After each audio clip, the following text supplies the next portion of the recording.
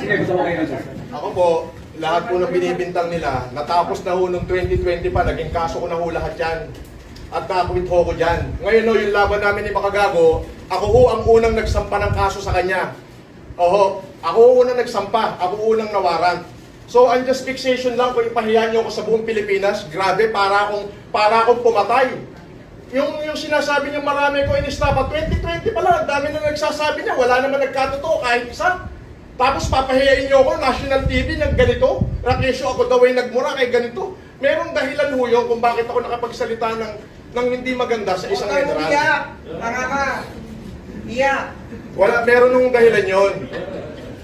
Pero ang totoo niyan, unjust fixation lang. Pinahiyaan niyo ako buong Pilipinas na ganito, grabe. Mas mabigat yung kinaso ko sa'yo, hintay mo warrant mo. Sir, na yan. Sir, baho mo. Buti nga sa'yo! Di namin Susunod namin na kayo. Ang pas